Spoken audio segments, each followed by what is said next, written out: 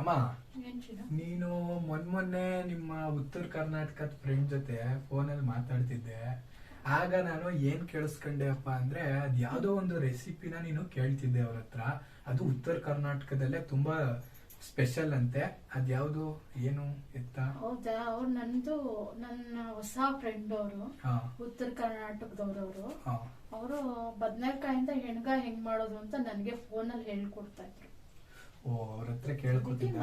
ಈ ಎಣ್ಗಾಯಿ ಅನ್ನೋದು ತುಂಬಾ ಫೇಮಸ್ ಇರ್ಬೇಕು. ತುಂಬಾ ಫೇಮಸ್ ಅಲ್ಲಿ. ಹೌದಾ? ಹಾಗಾದ್ರೆ ಈ ಮೊದ್ಲು ತಿಂದಿದ್ಯಲ್ಲಾರ? ಒಂದೆರಡು ಕಡೆ ತಿಂದಿದ್ದೀನಿ ಅಷ್ಟೇ, ಅದ್ ಬಿಟ್ರೆ ಜಾಸ್ತಿ ಏನ್ ತಿನ್ನ. ಓ, ನೋಡಿ ಫ್ರೆಂಡ್ಸ್, ಈಗ ನಮ್ಮಮ್ಮ ಪಕ್ಕಾ ಉತ್ತರ ಕರ್ನಾಟಕ ಸ್ಟೈಲ್ ಅಲ್ಲಿ ಯಾವ ರೀತಿ ಎಣ್ಗಾಯಿ ಮಾಡೋದು ಅಂತ ಎಲ್ಲ ಒಂದು ಡೀಟೇಲ್ಸ್ ನ ಕಲೆ ಹಾಕಿದ್ದಾರೆ ಅವರ ಒಂದು ಫ್ರೆಂಡ್ ಹತ್ರ. ಈಗ ಇವತ್ತಿನ ವಿಡಿಯೋದಲ್ಲಿ ಯಾವ ರೀತಿ ನೀವು ಉತ್ತರ ಕರ್ನಾಟಕದಲ್ಲಿ ತುಂಬಾ ಸ್ಪೆಷಲ್ ಆಗಿರುವಂತ ಒಂದು ರೆಸಿಪಿ ಅಂದ್ರೆ ಎಣ್ಗಾಯಿ, ಅಂದ್ರೆ ಬದನೆಕಾಯಲ್ಲಿ ಮಾಡುವಂತ ಎಣ್ಗಾಯಿ ಗೊಜ್ಜು, ಅದನ್ನ ಯಾವ ರೀತಿ ಮಾಡೋದು ಅಂತ ಇವತ್ತಿನ ವಿಡಿಯೋದಲ್ಲಿ ನಮ್ಮಮ್ಮ ಹೇಳ್ತಾ ಹೋಗ್ತಾರೆ. ನಾನು ಕೂಡ ಸಪೋರ್ಟ್ ಮಾಡ್ತಾ ನಮ್ಮಮ್ಮಂಗೆ ಮಾಡ್ತಾ ಹೋಗ್ತೀವಿ ಇಬ್ರು ಸೇರಿ. ಯಾವ ರೀತಿ ಮಾಡೋದು ಅಂತ ನೀವು ನೋಡ್ತಾ ಹೋಗಿ, ನೀವು ಕೂಡ ಮಾಡ್ಕೊಂಡು ತಿನ್ನಿ. ಹೇಗ್ ಬಂತು ಅಂತ ಕಮೆಂಟ್ ಅನ್ನ ಮಾಡಿ. ಈಗ ವಿಡಿಯೋನ ಶುರು ಮಾಡಕ್ಕಿಂತ ಮುಂಚೆ ಯಾರೇನ ನಮ್ಮ ಒಂದು ಚಾನಲ್ ಸಬ್ಸ್ಕ್ರೈಬ್ ಆಗಿಲ್ಲ, ದಯವಿಟ್ಟು ಸಬ್ಸ್ಕ್ರೈಬ್ ಆಗಿ. ಬನ್ನಿ ಇವತ್ತಿನ ವಿಡಿಯೋನ ಶುರು ಮಾಡೋಣ. ಹೌದು ಫ್ರೆಂಡ್ಸ್, ಬನ್ನಿ ಈಗ ಉತ್ತರ ಕರ್ನಾಟಕದ ಒಂದು ಸ್ಟೈಲ್ ಅಲ್ಲಿ ಯಾವ ರೀತಿ ಎಣ್ಗಾಯಿ ಗೊಜ್ಜನ್ನ ಮಾಡೋದು ಅಂತ ನೋಡ್ತಾ ಹೋಗೋಣ. ಇಂಗ್ರೀಡಿಯೆಂಟ್ಸ್ ಏನ್ ಬೇಕಪ್ಪ ಅಂದ್ರೆ, ಮೇಯ್ನ್ ಆಗಿ ಇಂಗ್ರೀಡಿಯೆಂಟ್ಸೇ ನಮ್ಮ ಒಂದು ಎಣ್ಗಾಯಿ ಗೊಜ್ಜಿಗೆ ಅಥವಾ ಎಣ್ಗಾಯಿ ಮಾಡೋದಕ್ಕೋಸ್ಕರ ಗುಂಡು ಬದನೆಕಾಯಿ ಬೇಕಾಗುತ್ತೆ. ನೋಡ್ತಾ ಇರ್ಬೋದು, ಈ ರೀತಿ ಗುಂಡು ಬದನೆಕಾಯಿ ತುಂಬಾ ಫೇಮಸ್ಸು ಈ ಉತ್ತರ ಕರ್ನಾಟಕದ ಸೈಡು. ಇದು ನಿಮ್ಗೆ ಇಲ್ಲೂ ಸಿಗುತ್ತೆ, ದಕ್ಷಿಣ ಕರ್ನಾಟಕದಲ್ಲೂ ಸಿಗುತ್ತೆ, ಎಲ್ಲ ಕಡೆ ಇದು ಸಿಗ್ತಾ ಹೋಗುತ್ತೆ. ನೀವು ಈ ರೀತಿ ಗುಂಡು ಬದನೆಕಾಯಿನ ತಗೋಬೇಕಾಗುತ್ತೆ. ಇಲ್ಲೊಂದು ನಾವು 5 ಬದನೆಕಾಯಿನ ತಗೊಂಡಿದೀವಿ. ನಂತರ ಒಂದು ದಪ್ಪ ಗಾತ್ರದ ನಿಂಬೆ ಹಣ್ಣದ ಸೈಜ್ನಷ್ಟು ಹುಣಸೆ ಹುಳಿನ, ದಪ್ಪದಾದ ನಿಂಬೆ ಹಣ್ಣು ಇರುತ್ತಲ್ಲ ಆ ಒಂದು ಸೈಜಲ್ಲಿ ಒಂದು ಹುಣಸೆ ಹಣ್ಣನ್ನ ನೆನೆಸಿಟ್ಟಿದೀವಿ. ಹುಣಸೆ ಹುಳಿನ ಅದು ನೀರು ಹಾಕಿದೀವಿ. ಹುಣಸೆ ಹುಳಿ ಬೇಕಾಗುತ್ತೆ. ನಂತರ ಒಂದು 100 ಗ್ರಾಮ್ ಅಷ್ಟು ಕಡಲೆ ಬೀಜ ತಗೊಂಡಿದೀವಿ. ಕಾಯಿ ತುರಿ ಆಪ್ಷನಲ್ ಆಗಿರುತ್ತೆ, ನೀವು ಒಂದು ಸ್ವಲ್ಪ ಬೇಕು ಅಂದ್ರೆ ಹಾಕೋಬಹುದು, ಇಲ್ಲ ಅಂದ್ರೆ ಇಲ್ಲ. ನಂತರ ಅಚ್ಕಾರದ ಪುಡಿನ ತಗೊಂಡಿದೀವಿ. ಇಲ್ಲೊಂದು 2 ಸ್ಪೂನ್ನಷ್ಟು ಬಳಸ್ತೀವಿ ನಾವು. ಖಾರ ಎಷ್ಟು ಬೇಕು, ನಿಮಗೆ ಜಾಸ್ತಿ ಖಾರ ಬೇಕು ಅಂದ್ರೆ ಜಾಸ್ತಿ ಹಾಕೊಳ್ಳಿ, ಕಮ್ಮಿ ಬೇಕು ಅಂದ್ರೆ ಕಮ್ಮಿ ಹಾಕೊಳ್ಳಿ. 1 ಸ್ಪೂನ್ ಆಗುವಷ್ಟು ಅರಿಶಿನ, 1 ಸ್ಪೂನ್ ಆಗುವಷ್ಟು ಸಾಸಿವೆ, ರುಚಿಗೆ ತಕ್ಕಷ್ಟು ಉಪ್ಪು, ಒಂದು ಸ್ವಲ್ಪ ಕರಿಬೇವಿನ ಸೊಪ್ಪು, ಒಂದು ಸ್ವಲ್ಪ ಕೊತ್ತಂಬರಿ ಸೊಪ್ಪು, 1 ಈರುಳ್ಳಿ, ಒಂದು ಸ್ವಲ್ಪ ಬೆಲ್ಲ, ಒಂದು ಸ್ವಲ್ಪ ಜೀರಿಗೆ. ಇದಿಷ್ಟು ಇಂಗ್ರೀಡಿಯೆಂಟ್ಸು ನಮ್ಮ ಒಂದು ಎಣ್ಗಾಯಿ ಗೊಜ್ಜು ಮಾಡೋದಕ್ಕೆ ಬೇಕಾದಂಥ ಒಂದು ಇಂಗ್ರೀಡಿಯೆಂಟ್ಸ್ಗಳು. ಇದಿಷ್ಟಿದ್ರೆ ಆರಾಮಾಗಿ ಮಾಡ್ಬೋದು. ಅದು ಉತ್ತರ ಕರ್ನಾಟಕದ ಸ್ಟೈಲಲ್ಲೇ ಮಾಡ್ಬೋದು. ಬನ್ನಿ ಈಗ ಯಾವ ರೀತಿ ಮಾಡೋದು ಅಂತ ನೋಡ್ಕೊಂಡು ಬರೋಣ ಫ್ರೆಂಡ್ಸ್. ಹೀಗೆ ಫ್ರೆಂಡ್ಸ್, ಈಗ ಈ ಒಂದು ಬದನೆಕಾಯಿ ತಗೊಂಡಿರ್ತೀರಲ್ಲ, ಈ ಒಂದು ಗುಂಡು ಬದನೆಕಾಯಿ, ಈ ಒಂದು ತೊಟ್ಟೆಲ್ಲವನ್ನು ಕೂಡ ನೀಟಾಗಿ ಕಟ್ ಮಾಡ್ಕೋಬೇಕು. ನಾನೀಗ ಕಟ್ ಮಾಡ್ಕೋತಾ ಇದ್ದೀನಿ, ನೋಡ್ತಾ ಇರ್ಬೋದು, ಕಾಣಿಸ್ತಾ ಇದೆ ಅನ್ಕೋತೀನಿ. ಈ ರೀತಿ ತೊಟ್ಟಿದೆಯಲ್ಲ, ಈ ತೊಟ್ಟೆಲ್ಲವನ್ನು ಕೂಡ ತೆಗೆದು ಬಿಡಬೇಕು. ಈ ರೀತಿ ನೋಡಿ, ಇನ್ನೂ ಒಂದನ್ನು ತೆಗೆದು ತೋರಿಸ್ತೀನಿ. ಈ ತೊಟ್ಟು ನಮಗೆ ಬೇಕಾಗೋದಿಲ್ಲ. ಈ ತೊಟ್ಟನ್ನ ಈ ರೀತಿ ಕಟ್ ಮಾಡ್ಕೊಂಡ್ರೆ, ಎಲ್ಲಾದ್ರದ್ದು ತೊಟ್ಟನ್ನ ಕಟ್ ಮಾಡ್ಕೋತಾ ಇದ್ದೀನಿ. ಈಗ ಇದ್ರದ್ದು ಕಟ್ ಮಾಡ್ಕೊಬಿಡ್ತೀನಿ.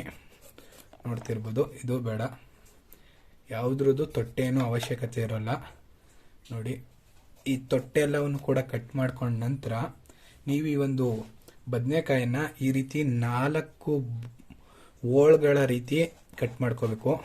ಏನಕ್ಕಪ್ಪ ಅಂದರೆ ಇದರ ಮಧ್ಯೆ ಖಾರ ತುಂಬಬೇಕು. ಆದ್ದರಿಂದ ಈ ಸ್ಟಫಿಂಗನ್ನು ತುಂಬೋದಕ್ಕೋಸ್ಕರ ಅಥವಾ ಖಾರನ ತುಂಬೋದಕ್ಕೋಸ್ಕರ ಈ ರೀತಿ ಕಟ್ ಮಾಡ್ಕೋಬೇಕು. ನೀವು ಒಳಗಡೆ ನೋಡಬೇಕು, ಒಂದೊಂದ್ಸತಿ ಉಳುಕಿರುತ್ತೆ.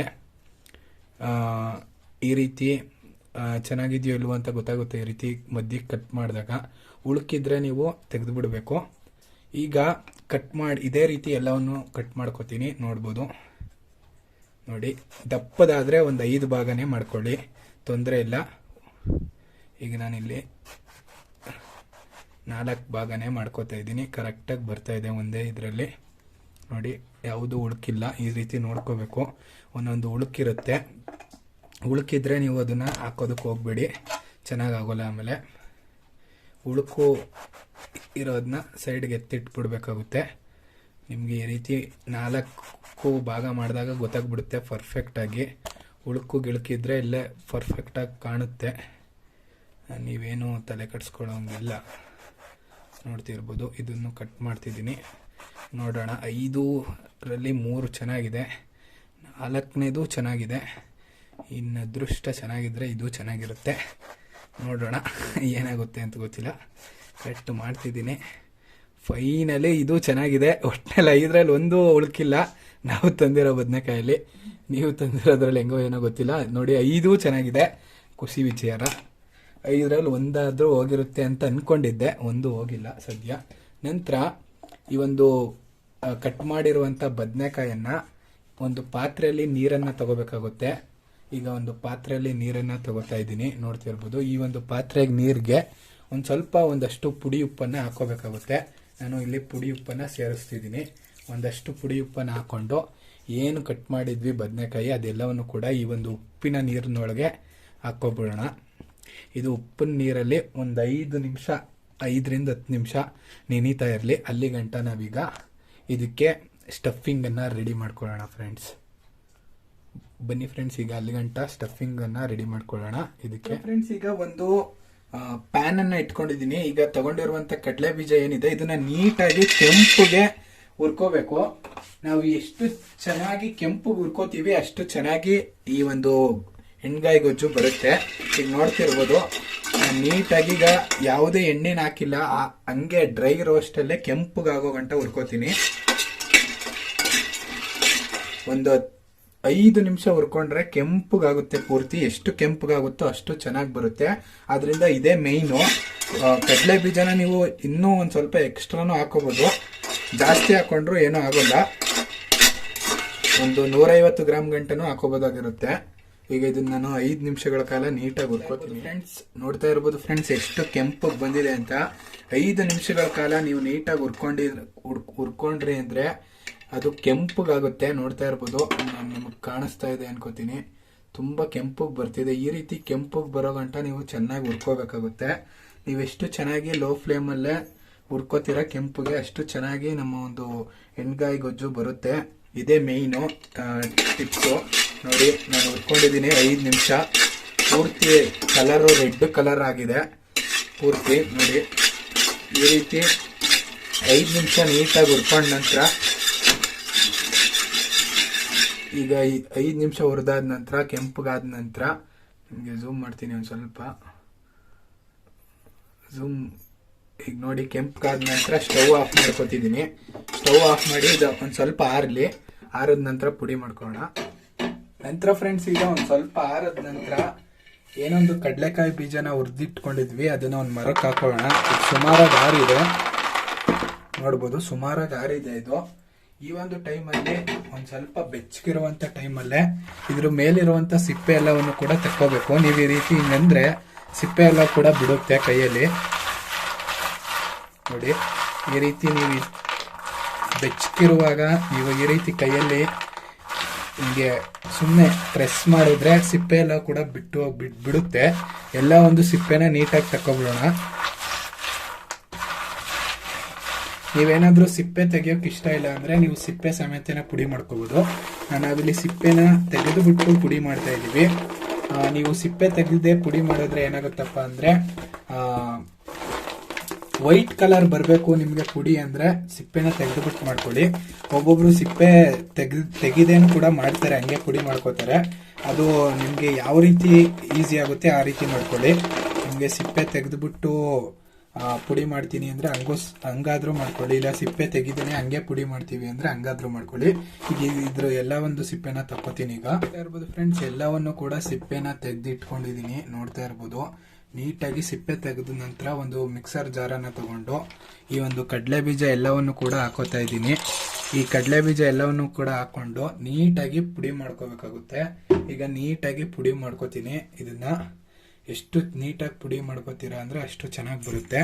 ಒಂದು ಸ್ವಲ್ಪ ನೈಸಾಗೆ ಪುಡಿ ಮಾಡ್ಕೊಳ್ಳಿ, ಏನೂ ಸಮಸ್ಯೆ ಆಗಲ್ಲ. ನೀವು ತರ್ತರಿಯಾಗಿರ್ಬೇಕು ಅಂದ್ರೆ ತರ್ತರಿಯಾಗೂ ಮಾಡ್ಕೋಬಹುದು. ನೋಡ್ತಾ ಇರ್ಬೋದು ಫ್ರೆಂಡ್ಸ್, ನೀಟಾಗಿ ಪುಡಿ ಆಗಿದೆ. ಇಷ್ಟ ಆದ್ರೆ ಸಾಕು, ನೀಟಾಗಿ ಬಂದಿದೆ.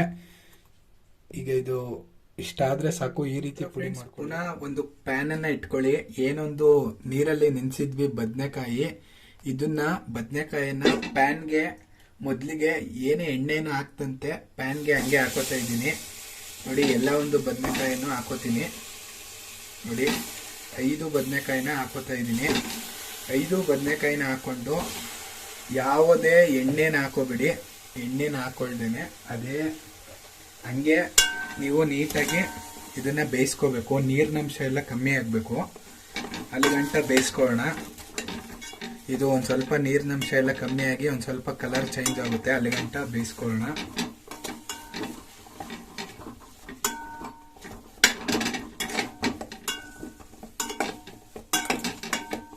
ನೋಡಿ ಕಲರ್ ಕೂಡ ಚೇಂಜ್ ಆಗ್ತಾ ಇದೆ, ನೀವು ಗಮನಿಸಿದ್ರೆ.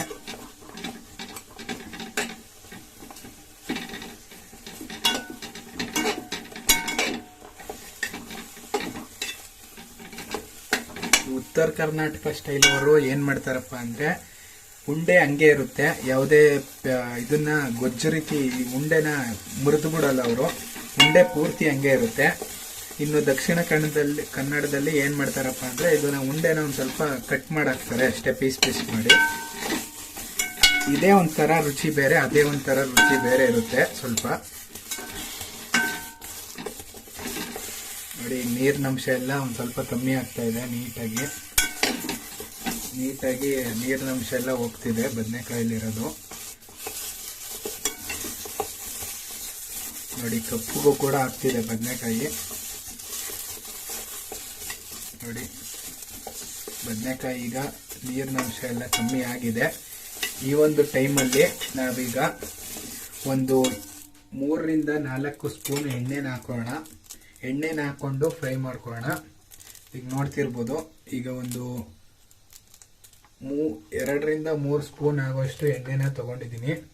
2 ರಿಂದ 3 ಸ್ಪೂನ್ ಆಗೋಷ್ಟು ಎಣ್ಣೆನ ತಗೊಂಡು ಈ ರೀತಿ ಎಣ್ಣೆನ ಒಂದು ಸ್ವಲ್ಪ ಹಾಕಿ ಇದಕ್ಕೆ ಎಣ್ಣೆ ಹಾಕಿ ಫ್ರೈ ಮಾಡ್ಕೊಳ್ಳೋಣ. ಆಗ ತುಂಬ ನೀಟಾಗಿ ಆಗುತ್ತೆ. ನೋಡಿ ಎಣ್ಣೆ ಹಾಕಿದ್ದೀನಿ. ಈಗ ಎಣ್ಣೆ ಹಾಕಿದ್ಮೇಲೆ ಒಂದು ಸ್ವಲ್ಪ ಫ್ರೈ ಮಾಡ್ಕೊತೀನಿ. ಉರಿ ಮೀಡಿಯಮಲ್ಲೇ ಇರಲಿ. ನೋಡಿ ಇದು ನೀಟಾಗಿ ಇನ್ನೂ ಕೆಂಪಾಗ್ತಾ ಹೋಗುತ್ತೆ. ಎಣ್ಣೆ ಹಾಕೋದ್ ನಂತರ ತುಂಬ ಚೆನ್ನಾಗಿ ಬೇಯುತ್ತೆ. ಏನು ಖುಷಿ ವಿಚಾರ ಅಂದರೆ ನಾನು ತಗೊಂಡಿರೋ ಬದನೆಕಾಯಿ ಒಂದು ಕೂಡ ಉಳುಕಿಲ್ಲ. 5 ಬದನೆಕಾಯಿ ತಂದಿದ್ವಿ, 5 ಚೆನ್ನಾಗಿದೆ. ಎಷ್ಟೊಂದು ವೀಡಿಯೋಸ್ಗಳನ್ನ ನೋಡ್ತಾ ಇದ್ರೆ ಎಷ್ಟೊಂದು ಜನ ನಮ್ಮ ಒಂದು ವೀಡಿಯೋಸ್ಗಳನ್ನ ಯಾರು ಕೂಡ ಸಬ್ಸ್ಕ್ರೈಬ್ ಮಾಡ್ಕೋತಿಲ್ಲ. ದಯವಿಟ್ಟು ಸಬ್ಸ್ಕ್ರೈಬ್ ಮಾಡ್ಕೊಳ್ಳಿ. ನೋಡಿ ನೀಟಾಗಿ ಬೇಯ್ತಾ ಇದೆ, ಗೋಲ್ಡನ್ ಕಲರ್ ಬರ್ತಿದೆ ಎಣ್ಣೆ ಹಾಕಿದ ನಂತರ. ನೋಡ್ಬೋದು ಇಲ್ಲೆಲ್ಲ ಇನ್ನೊಂದು ಸ್ವಲ್ಪ ಬೇಯಲಿ.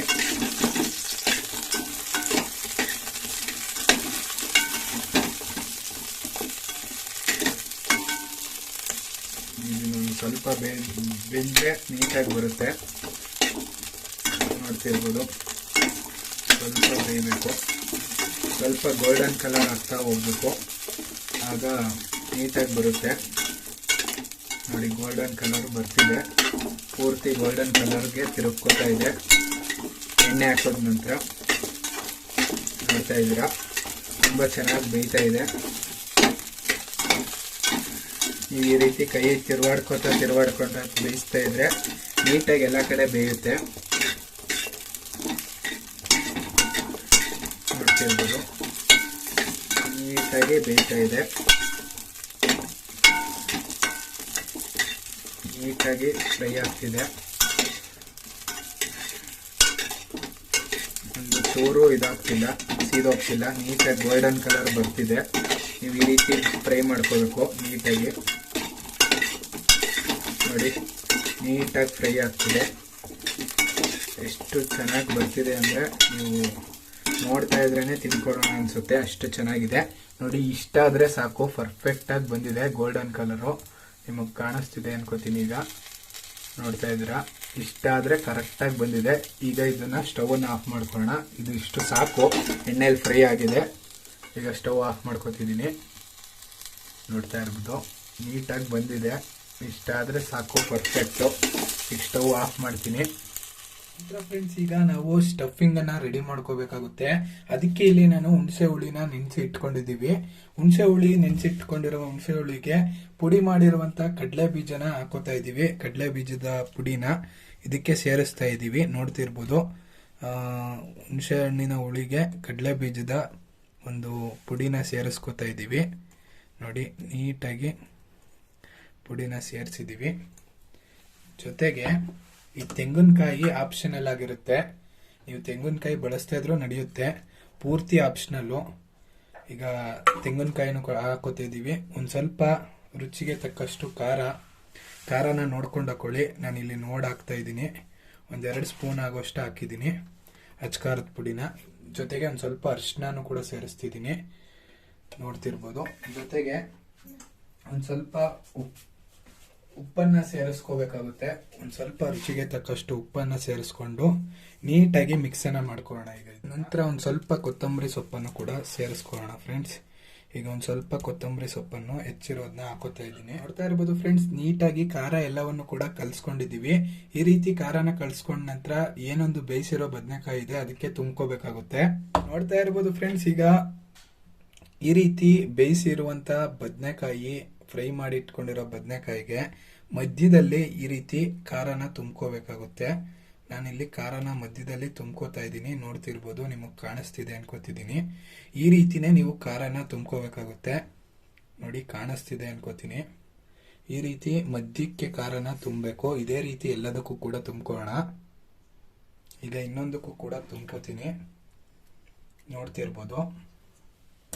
ಈಗ ನೋಡಿ, ಇನ್ನೂ ಒಂದಕ್ಕೂ ಕೂಡ ತುಂಬ್ಕೋಣ. ಇದೇ ರೀತಿ ಮಧ್ಯಕ್ಕೆ ಒಂದು ಸ್ವಲ್ಪ ಖಾರನ ಎತ್ತಿ ಇಟ್ಕೊಂಡು ಈ ರೀತಿ ಮಧ್ಯಕ್ಕೆ ಖಾರನ ತುಂಬ್ಕೋಬೇಕು.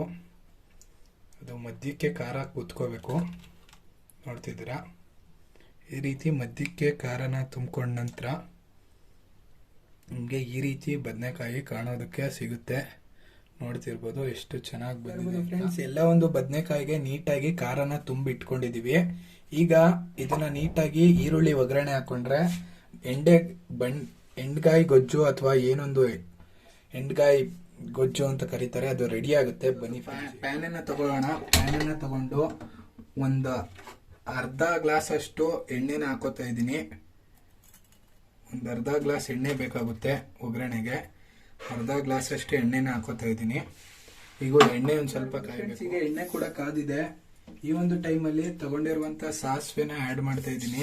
ಜೊತೆಗೆ ಜೀರಿಗೆನೂ ಕೂಡ ಸೇರಿಸ್ಕೊತಾ ಇದ್ದೀನಿ, ನೋಡ್ತಿರ್ಬೋದು. ಜೀರಿಗೆ ಎಲ್ಲವನ್ನು ಕೂಡ ಸೇರಿಸ್ಕೊಂಡಿದ್ದೀನಿ. ಈಗ ಇದೊಂದು ಸ್ವಲ್ಪ ಚಿಟಪಟ ಅನ್ನೋ ಅಷ್ಟರಲ್ಲಿ ಏನೊಂದು ಚಿಟಪಟ ಅಂತ ಅನ್ನೋ ಅಷ್ಟರಲ್ಲಿ ಕರ್ಬೇವಿನ ಸೊಪ್ಪನ್ನು ಕೂಡ ಸೇರಿಸ್ಕೊತೀನಿ. ನೋಡಿ, ಕರ್ಬೇವಿನ ಸೊಪ್ಪನ್ನು ಕೂಡ ಸೇರಿಸ್ಕೊತಾ ಇದ್ದೀನಿ. ಚಿಟಪಟ ಅಂತ ಅಂತಿದೆ. ಈಗ ನೋಡಿ, ಚಿಟಪಟ ಅಂತ ಅಂತಿದೆ. ಈಗ ಇದನ್ನ ನೋಡ್ತಿರ್ಬೋದು. ಈಗ ಇದು ಚಿಟಪಟ ಅಂದಾಗ ನೀವು ತಗೊಂಡಿರುವಂತ ಈರುಳ್ಳಿನ ಹಾಕೊಂಡು, ಈ ಈರುಳ್ಳಿ ತುಂಬಾ ಕೆಂಪಗಾಗಬೇಕು. ಎಷ್ಟು ಕೆಂಪು ಫ್ರೈ ಮಾಡ್ಕೋತೀವಿ ಅಷ್ಟು ಚೆನ್ನಾಗಿ ಬರುತ್ತೆ. ಈಗ ಈರುಳ್ಳಿ ಎಲ್ಲವನ್ನು ಕೂಡ ಸೇರಿಸ್ಕೊಂಡಿದ್ದೀನಿ. ಇದನ್ನ ಕೆಂಪುಗೆ ಫ್ರೈ ಮಾಡ್ಕೊಳ್ಳೋಣ. ಎಷ್ಟು ಚೆನ್ನಾಗಿ ಕೆಂಪು ಫ್ರೈ ಮಾಡ್ಕೋತೀವೋ ಅಷ್ಟು ಚೆನ್ನಾಗಿ ಬರುತ್ತೆ ಎಂಡ್ಗಾಯಿ ಗೊಜ್ಜು. ಈಗ ಇದನ್ನ ನೀಟಾಗಿ ಕೆಂಪು ಫ್ರೈ ಮಾಡ್ಕೊಳ್ಳೋಣ. ಮೀಡಿಯಂ ಫ್ಲೇಮಲ್ಲೇ ಕೆಂಪುಗಾಗಬೇಕು. ಇದು ಪೂರ್ತಿ ಅಲ್ಲಿಗಂಟ ಫ್ರೈ ಮಾಡ್ಕೊಳ್ಳೋಣ. ಇದನ್ನ ಜೋಳದ ರೊಟ್ಟಿ ಜೊತೆ ತಿಂದ್ರಂತೂ ಸೂಪರ್ ಆಗಿರುತ್ತೆ. ಇನ್ ಕೇಸ್ ನೀವೇನಾದ್ರೂ ದಕ್ಷಿಣ ಕರ್ನಾಟಕದವರಾದ್ರೆ ನೀವು ಅಕ್ಕಿ ರೊಟ್ಟಿ ಜೊತೆನೂ ತಿನ್ಬೋದಾಗಿರುತ್ತೆ.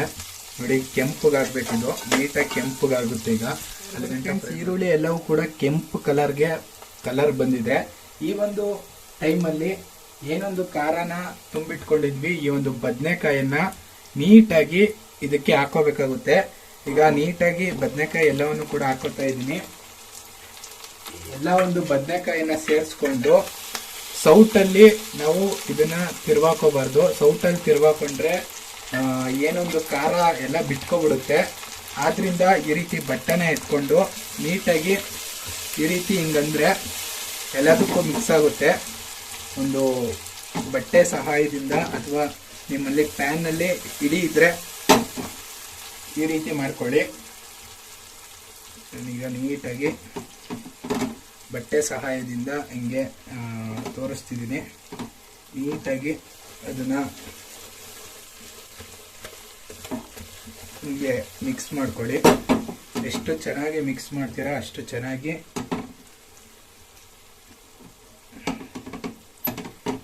ಎಣ್ಗಾಯಿ ಗೊಜ್ಜು ಬರುತ್ತೆ. ನೋಡ್ತಿರ್ಬೋದು.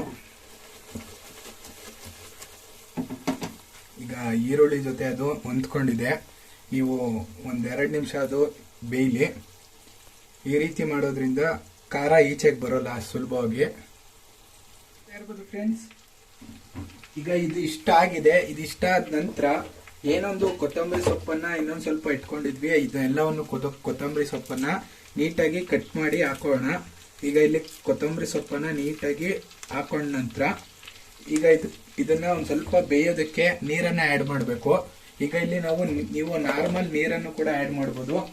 ಇನ್ ಕೇಸ್ ನೀವೇನಾದ್ರೂ ಖಾರ ರುಬ್ಬುವಂತ ಟೈಮಲ್ಲಿ ಖಾರ ಏನಾದ್ರು ಒಂದು ಸ್ವಲ್ಪ ಉಳಿದಿದ್ರೆ ಈ ಖಾರದಕ್ಕೇನೆ ಏನೊಂದು ಜಾರಿಗೆ ನೀರನ್ನ ಸೇರಿಸಿ ಖಾರನು ಕೂಡ ಸೇರಿಸ್ಕೋಬಹುದು. ಇಲ್ಲಿ ನಾವು ಖಾರ ಒಂದು ಸ್ವಲ್ಪ ಉಳಿದಿತ್ತು, ಅದಕ್ಕೆ ಒಂದು ಸ್ವಲ್ಪ ನೀರನ್ನ ಹಾಕಿ ನೀಟಾಗಿ ಈ ರೀತಿ ಮಿಕ್ಸ್ ಮಾಡಿಕೊಂಡು ಇದನ್ನ ಬೇಯೋದಕ್ಕೆ ಹಾಕೋಣ.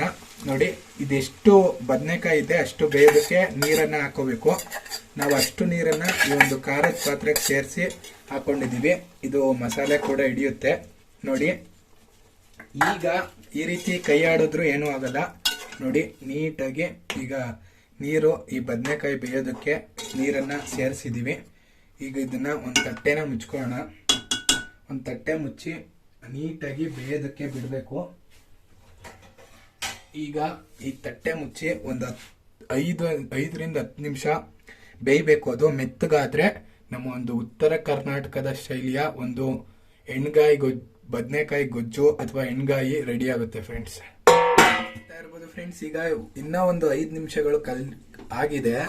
ನೋಡ್ತಾ ಇದ್ದೀರಾ ಎಷ್ಟು ಚೆನ್ನಾಗಿ ಬೆಂದಿದೆ ಅಂತ. ಟೋಟಲ್ ಆಗಿ ಒಂದು 10 ನಿಮಿಷ ಬೇಯಿಸ್ಕೊಂಡಿದೀವಿ. ನೋಡಿ, ಬದನೆಕಾಯಿ ಎಲ್ಲವೂ ಕೂಡ ಮೆತ್ತಗಾಗಿದೆ. ನೋಡಿ, ತೋರಿಸ್ತೀನಿ ಈಗ ನಾನು ನಿಮ್ಗೆ ಝೂಮ್ ಮಾಡಿ ಕೂಡ. ಬದನೆಕಾಯಿ ಎಲ್ಲವೂ ಕೂಡ ಮೆತ್ತಗೆ ಬಂದಿದೆ. ನೋಡಿ ಎಷ್ಟು ಚೆನ್ನಾಗಿ ಬಂದಿದೆ ಅಂತ. ತುಂಬ ಅಂದರೆ ತುಂಬ ಚೆನ್ನಾಗಿ ಬಂದಿದೆ. ನೋಡಿ, ಮುಟ್ಟಿದ್ರೆ ಅದು ಒಂದು ಸ್ವಲ್ಪ ಮೆತ್ತಗಾದಂಗೆ ಆಗಿರಬೇಕು. ನೋಡಿ, ಎಲ್ಲ ಕೂಡ ಬೆಂದಿದೆ. ನೋಡಿ, ಈಗ ಇದನ್ನು ಇನ್ನೊಂದನ್ನು ಕೂಡ ತೋರಿಸ್ತೀನಿ ನಾನು.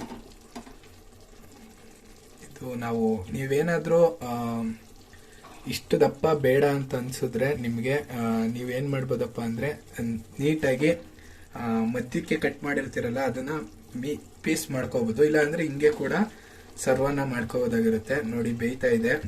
ಇಷ್ಟು ಬೆಂದ್ರೆ ರೆಡಿ ಆಗಿದೆ ಅಂತ. ಅದು ಒಂದು ಸ್ವಲ್ಪ ಮೆತ್ತಗಾದ ನಂತರ ಬದನೆಕಾಯಿ ರೆಡಿ ಅಂತ ಎಣ್ಗಾಯಿ. ಈಗ ಇದನ್ನ ಸರ್ವನ್ನ ಮಾಡ್ಕೊಳ್ಳೋಣ ಬನ್ನಿ ಫ್ರೆಂಡ್ಸ್. ನೋಡ್ತಾ ಇರ್ಬೋದು ಫ್ರೆಂಡ್ಸ್, ಫೈನಲಿ ನಮ್ಮ ಎಣ್ಗಾಯಿ ಗೊಜ್ಜನ್ನ ಸರ್ವನ್ನ ಮಾಡ್ಕೊಂಡಿದೀವಿ. ತುಂಬಾ ಅಂದ್ರೆ ತುಂಬಾ ಟೇಸ್ಟ್ ಆಗಿ ಬಂದಿದೆ. ನೋಡ್ತಾ ಇರ್ಬೋದು ಎಷ್ಟು ಚೆನ್ನಾಗಿ ಬಂದಿದೆ ಅಂತ. ಪರ್ಫೆಕ್ಟ್ ಆಗಿ ಅದು ಮೆತ್ತಗೆ ಬೆಂದಿದೆ. ನೋಡ್ತಾ ಇರ್ಬೋದು ತುಂಬಾ ಟೇಸ್ಟ್ ಆಗಿ, ನೋಡೋಕೆ ಇಷ್ಟೊಂದು ಚೆನ್ನಾಗಿದೆ. ಟೇಸ್ಟ್ ಅಂತೂ ಕೇಳೋಕೆ ಹೋಗ್ಬೇಡಿ, ಫಿದಾ ಆಗಿ ಹೋಗ್ತೀರಾ. ಈಗ ಲಾಸ್ಟ್ ಅಲ್ಲಿ ತಿಂದು ಕೂಡ ನಿಮ್ಗೆ ಹೇಗಿತ್ತು ಅಂತ ತಿಳಿಸ್ತೀನಿ ನಾನು. ಈಗ ನೋಡ್ಬೋದು ಎಲ್ಲ ಕೂಡ ನೀಟಾಗಿ ಬೆಂದಿದೆ. ಬದನೆಕಾಯಿ ಎಲ್ಲವೂ ಕೂಡ ನಾನು ಹತ್ರದಿಂದ ತೋರಿಸ್ತಿದ್ದೀನಿ ನಿಮಗೆ. ಚೆನ್ನಾಗಿ ಬಂದಿದೆ. ಈಗ ಇದಕ್ಕೋಸ್ಕರನೇ ರೊಟ್ಟಿನೂ ಕೂಡ ರೆಡಿ ಮಾಡ್ಕೊಂಡಿದೀವಿ. ರೊಟ್ಟಿ ಜೊತೆಗೆ ಇದನ್ನ ಸರ್ವನ್ನ ಮಾಡ್ಕೊಳ್ಳೋಣ. ನೋಡ್ತಾ ಇರ್ಬೋದು ರೊಟ್ಟಿ ಕೂಡ ಕಾಣಿಸ್ತಿದೆ. ಈ ಒಂದು ರೊಟ್ಟಿ ಜೊತೆಗೆ ಈ ಒಂದು ಎಣ್ಗಾಯಿ ಗೊಜ್ಜನ್ನು ಕೂಡ ಸರ್ವ್ ಮಾಡ್ಕೊತೀವಿ. ಈಗ ರೊಟ್ಟಿನೂ ಕೂಡ ರೆಡಿ ಮಾಡಿ ಇಟ್ಕೊಂಡಿದೀವಿ. ಈಗ ರೊಟ್ಟಿನ ಜೊತೆಗೆ ನಮ್ಮ ಒಂದು ರೆಡಿ ಮಾಡಿರುವಂತ ಎಣ್ಗಾಯಿ ಗೊಜ್ಜನ್ನು ಕೂಡ ಈಗ ಸರ್ವನ್ನ ಮಾಡ್ಕೊಳ್ಳೋಣ. ನೋಡಿ, ಒಂದು ಬದನೆಕಾಯಿನ ನೀವು ಹಾಕೋತಾ ಇದ್ದೀನಿ. ನೀವು ಬದನೆಕಾಯಿ ಈ ರೀತಿ ರೌಂಡ್ ಬೇಡ ಅಂದ್ರೆ ನೀವೇನ್ ಮಾಡ್ಬೋದಪ್ಪ ಅಂದ್ರೆ ಬದನೆಕಾಯಿ ಎಲ್ಲವನ್ನು ಕೂಡ ನೀಟಾಗಿ ಏನೊಂದು ಮಧ್ಯ ಇದೆ ಅದನ್ನ ಕಟ್ ಮಾಡಿ ಕೂಡ ಹಾಕೋಬಹುದು, ಅಥವಾ ಹಾಕೋದ ನಂತರನೂ ಮಿಕ್ಸ್ ಮಾಡ್ಕೋಬಹುದು. ಅದು ಎಲ್ಲ ಕಟ್ ಆಗುತ್ತೆ ಈ ರೀತಿ ಮಾಡಿದ್ರೆ. ಬೇಡ ಅಂದ್ರೆ ಹಂಗೆ ತಿನ್ನುವಂತ ಟೈಮಲ್ಲಿ ಎಷ್ಟು ಬೇಕೋ ಅಷ್ಟನ್ನ ನೆಂಚ್ಕೊಂಡು ತಿಂದ್ರೆ ಮುಗೀತು. ನೋಡ್ತಿದ್ರೆ ಎಷ್ಟು ಚೆನ್ನಾಗಿ ಬಂದಿದೆ ಅಂತ. ತುಂಬ ಅಂದರೆ ತುಂಬ ಟೇಸ್ಟಾಗಿ ಬಂದಿದೆ. ನಿಮಗೆ ಇಷ್ಟ ಆಯಿತು ಅನ್ಕೋತೀವಿ ಈ ಒಂದು ರೆಸಿಪಿ. ಈಗ ಹೇಗೆ ಬಂದಿದೆ ಅಂತ ನಾನು ಟೇಸ್ಟ್ ಮಾಡಿ ಹೇಳುವಂಥ ಸಮಯ. ಬನ್ನಿ ಈಗ ಹೇಗೆ ಬಂದಿದೆ ಅಂತ ಟೇಸ್ಟ್ ಮಾಡ್ತೀನಿ. ನೀವು ಕೂಡ ನೋಡೋರಂತೆ. ನೀವು ಮಾಡಿದ್ರೆ ದಯವಿಟ್ಟು ಕಮೆಂಟಲ್ಲಿ ಕಮೆಂಟ್ ಮಾಡಿ ಹೇಗೆ ಬಂತು ಅಂತ. ನೆಕ್ಸ್ಟ್ ವಿಡಿಯೋದಲ್ಲಿ ರೊಟ್ಟಿನೂ ಕೂಡ ಬರುತ್ತೆ ಹೇಗೆ ಮಾಡೋದು ಅಂತ. ಈಗ ಟೇಸ್ಟ್ ಅನ್ನ ನೋಡೋಣ ಫ್ರೆಂಡ್ಸ್. ನೋಡ್ತಾ ಇರ್ಬೋದು ಫ್ರೆಂಡ್ಸ್, ಈಗ ಕಾಣಿಸ್ತಾ ಇದೆ ಅನ್ಕೋತೀನಿ. ಸರ್ವನು ಕೂಡ ಮಾಡ್ಕೊಂಡಿದೀವಿ ರೊಟ್ಟಿ ಜೊತೆಗೆ. ಈ ಒಂದು ರೊಟ್ಟಿ ರೆಸಿಪಿನ ನೆಕ್ಸ್ಟ್ ವಿಡಿಯೋದಲ್ಲಿ ನಿಮ್ಗೆ ತೋರಿಸೋದಕ್ಕೆ ನೆಕ್ಸ್ಟ್ ವಿಡಿಯೋದಲ್ಲಿ ನಿಮ್ಗೆ ತೋರಿಸ್ತೀವಿ ಯಾವ ರೀತಿ ಈಸಿಯಾಗಿ. ನೋಡ್ತಿರ್ಬೋದು ರೊಟ್ಟಿ ಕೂಡ ಎಷ್ಟು ಚೆನ್ನಾಗಿ ಬಂದಿದೆ. ಈಸಿ ಮೆಥಡ್ ಅಲ್ಲಿ ಮಾಡ್ಕೋಬಹುದು. ಈ ಒಂದ್ ಸ್ವಲ್ಪ ಎಣ್ಣೆನೂ ಒಂಚೂರು ಎಣ್ಣೆ ಹಾಕಿಲ್ಲ, ಬರೀ ನೀರ್ ಹಾಕಿ ಬೇಯಿಸಿರುವಂತ ರೊಟ್ಟಿ ತುಂಬಾ ಸಾಫ್ಟ್ ಆಗಿದೆ. ಬೇಕಾದ್ರೆ ನೀವು ಈಗ ನಾನು ಟೇಸ್ಟ್ ಮಾಡ್ತೀನಿ ಫಸ್ಟ್, ಆಮೇಲೆ ನಿಮಗೆ ಹೇಳ್ತೀನಿ. ಮೊದಲು ನೋಡಿ, ಇದು ರೊಟ್ಟಿ ಸಾಫ್ಟ್ ಆಗಿ ಬಂದಿದೆ. ಇದನ್ನ ನೆಕ್ಸ್ಟ್ ವಿಡಿಯೋದಲ್ಲಿ ಮಾತಾಡ್ತೀನಿ. ಈಗ ಇದನ್ನ ಟೇಸ್ಟ್ ಮಾಡಬೇಕು. ಮೊದಲೇದಾಗಿ ನಾನೇ ಟೇಸ್ಟ್ ಮಾಡ್ಬಿಡ್ತೀನಿ. ಒಂದ್ ಸ್ವಲ್ಪ ಬದನೆಕಾಯಿ ಬೆಂದಿದೆ ನೋಡಿ, ಬದನೆಕಾಯಿನ ತಗೊಂಡಿದ್ದೀನಿ.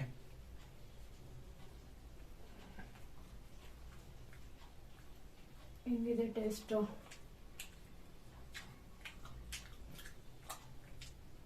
ಆ ಬದನೆಕಾಯಿ ಒಳ್ಳೆ ತುಂಬಾನು ಬೆಂದೋಗಿಲ್ಲ, ತುಂಬಾ ಬೆಂದಿಲ್ಲ ಅಂತಾನು ಹೇಳೋಂಗಿಲ್ಲ. ಒಂದು ತುಂಬಾ ಹಾಫ್ ಬಾಯ್ಲ್ ಹಂಗಿದೆ. ಜೊತೆಗೆ ಈ ಒಂದು ಕಡಲೆ ಬೀಜದಂತೂ ಟೇಸ್ಟ್ ಮತ್ತೆ ಹುಳಿ ಫ್ಲೇವರ್ ಅಂತೂ ಎಕ್ಸಲೆಂಟ್ ಆಗಿದೆ. ಈಗ ನಮ್ಮಮ್ಮ ಟೇಸ್ಟ್ ಮಾಡ್ತಾರೆ, ನಾನಂತೂ ಫಿದಾ ಆಗೋದೆ. ತುಂಬಾ ಚೆನ್ನಾಗಿ ಬಂದಿದೆ. ನಮ್ಮಮ್ಮನೂ ಕೂಡ ಟೇಸ್ಟ್ ಮಾಡಿ ಹೇಳ್ತಾರೆ, ನೋಡ್ಬೋದು. ಸೂಪರ್ ಆಗಿದೆ ನೋಡಿ ಫ್ರೆಂಡ್ಸ್, ತುಂಬಾ ಚೆನ್ನಾಗಿ ಬಂದಿದೆ. ನೀವು ಕೂಡ ಮನೆಯಲ್ಲಿ ಟ್ರೈ ಮಾಡಿ. ಎಣ್ಗಾಯಿ ಈ ರೀತಿ ತುಂಬಾ ಚೆನ್ನಾಗಿ ಬರುತ್ತೆ. ಹೇಗ್ ಬಂತು ಅಂತ ಕಾಮೆಂಟ್ ಅಂತೂ ಮಾಡೋದಂತ ಮರಿಬೇಡಿ. ನಮ್ಮ ಒಂದು ಚಾನಲ್ಗೆ ಇನ್ನೂ ಸಬ್ಸ್ಕ್ರೈಬ್ ಆಗಿಲ್ಲ ಅಂದ್ರೆ ದಯವಿಟ್ಟು ಸಬ್ಸ್ಕ್ರೈಬ್ ಆಗಿ. ಇದೇ ರೀತಿ ಹೊಸ ರೆಸಿಪೀಸ್ಗಾಗಿ ನಮ್ಮ ಒಂದು ಚಾನೆಲ್ ಅನ್ನ ನೋಡ್ತಾನೆ ಇರಿ ಅಂತ